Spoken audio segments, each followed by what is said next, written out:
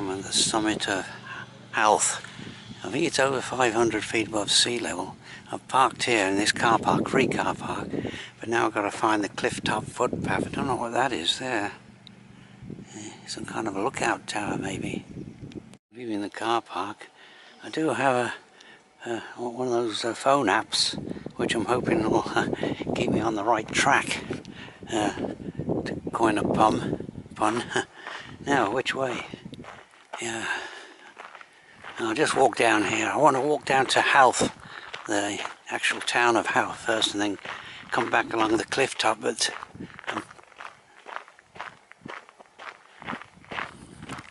too windy so far, too breezy today, and the sun looks as though it's going to come out. Now over there, I believe, is the famous Island Eye.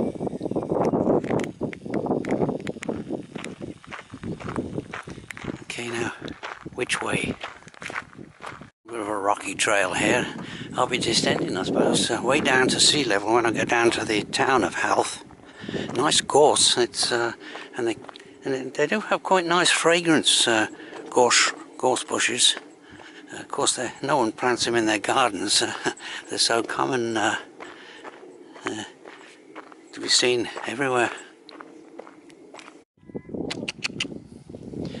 Okay, now here's a sign of a fairly milder climate, palm trees. And this is quite a windy headland up here, I imagine, in the winter. Although I've only just started this walk, it's just quite 12:30, so and it took me a while to get here. That's interesting, that lighthouse down there.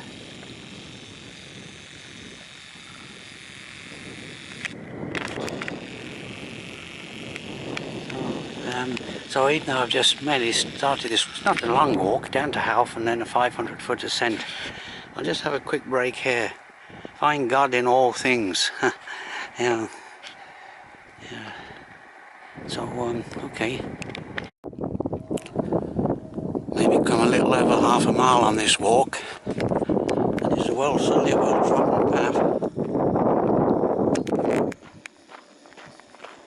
Not many people on it though, of course, probably mainly the weekenders.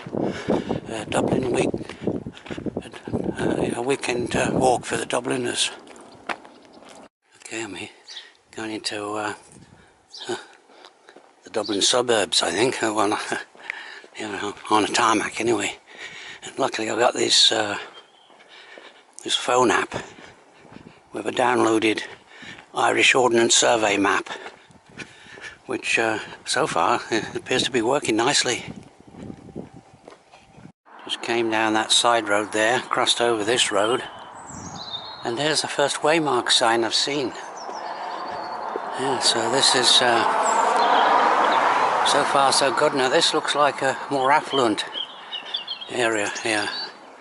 The suburbs of, it's Howth, not Howth. I think it's pronounced Howth. Continuing down this side street here, which is yeah, nice affluent controlled gates. It's a gate community, I think. The fairly well-to-do people in the Dubliners. Okay, I'll leave this road then. Look at these nice houses. They're all got gates on them. You need to press the right code to get in. So this is kind of so far, well, this is fairly well waymarked, this section of it. This walk gives an insight into the suburbs of, well, this is Howth, of course, but they're quite well waymarked. It's the easy part of this walk, all downhill, down to the town of Howth.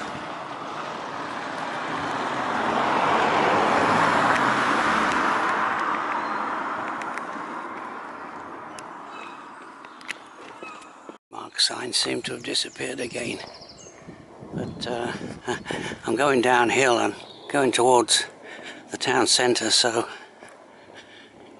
Yeah, should be alright. Okay, so I'm out in back to civilization again, you might say. And so I'll just walk through the town of Howth now.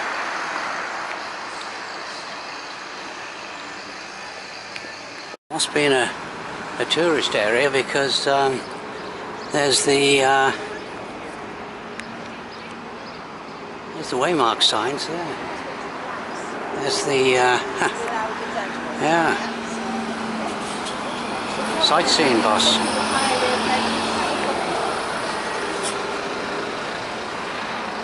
Oh, okay. Which way?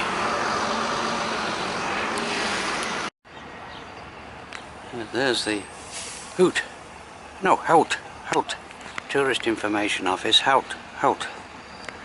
I was just told the pronunciation.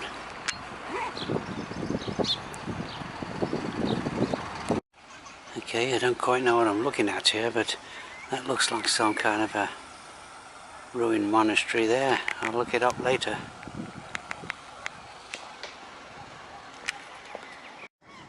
Like all seaside resorts, the birds are more or less completely lost the fear of human beings. Now there's back in the Napoleonic era, and this was part, the Crown authorities had control over Ireland.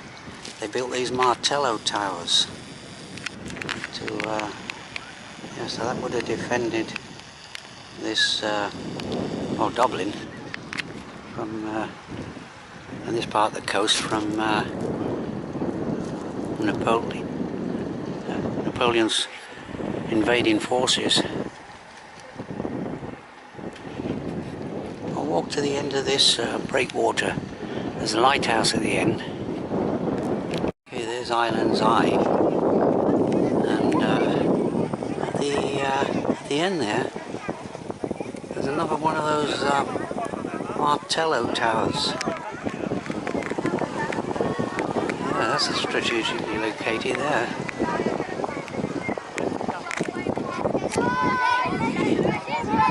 Just a school party there. And there's the lighthouse. It's quite a long breakwater. Okay, there's the lighthouse. I always seem to like these walks to the lighthouse. That was a stream of consciousness novel written by Virginia Woolf back in the 1920s, I think. And it's a good half a mile along this breakwater. And yes. I did have a cup of tea.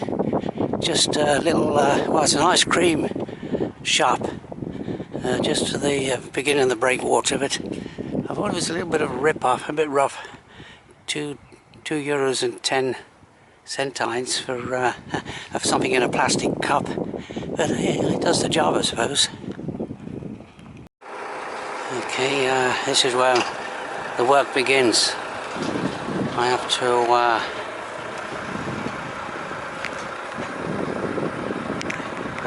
walk uphill now.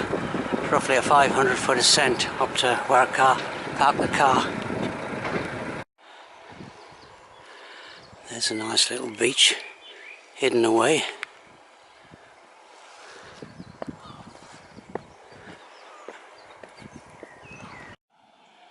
Okay, this road here is closed to unless you live here. There's a nice house, and look at that. That's a nice overlooking the rocky kind of Cornwall type coast. Okay, there's Howth, the breakwater I just walked along. There's that house. I admired the view over the. And there's Island's Eye, and that looks over there. Looks like another island further out.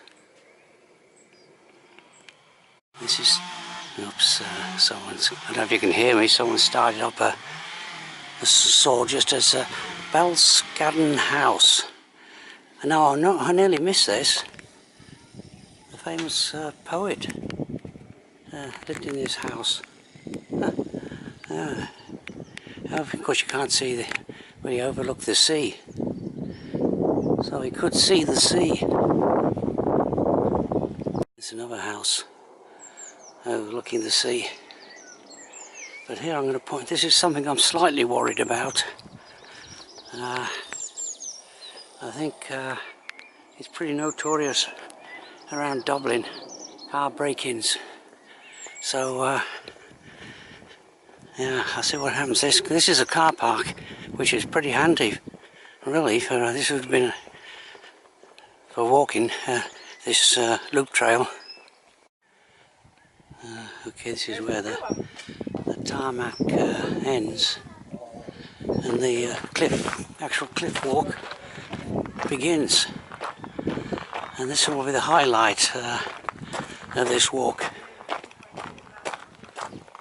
Island's Eye. Looks like I've got a bit of climbing to do right here.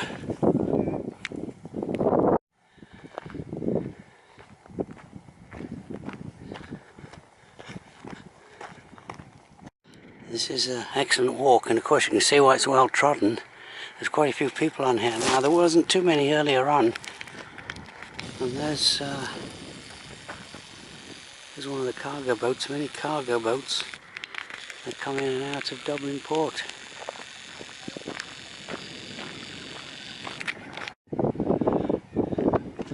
This walk's well worth doing. I shouldn't be too far away from the car park as the crow flies. Down there's hundreds, if not thousands, of seabirds. I don't know what they are.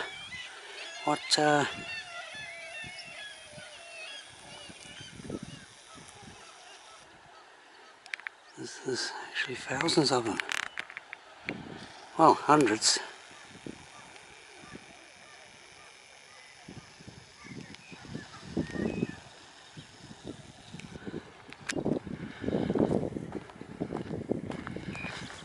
Okay, the car park's up there somewhere, so there must be a little bit of ascending still to do. Okay, I was a bit mistaken. Back there it wasn't half a mile, it was more like a mile to the car park. I still got over half a mile to go. Good exercise. But I think it's a gradual ascent. Oh, there's the lighthouse, so I can't be too far away from the car park. And yeah, there it is, the people on the trail a bit further up. The only trouble is now, I was hoping to have completed this walk by now. It's 3:10 in the afternoon. So I won't get caught up in the Dublin rush hour, and yeah, and I don't like driving in the Dublin traffic. Well, what little experience I've had of it. Too far to go now. There's the lighthouse.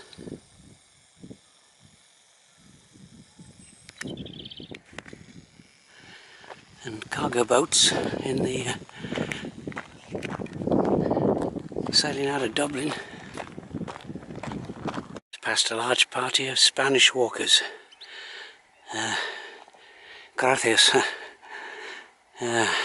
And here's the last steep uphill ascent to the car park, but the cliff path actually continues round. But of course this is plenty enough exercise for me. And over there in the distance there, I think they call that, is that Sugarloaf Mountain in the Wicklow Mountains? I think that's a popular mountain hike. It's no problem, I think. Of course I've never done it. Okay, made it back to the car park. Looks quite full. Well, more people here than when I arrived. 3:25.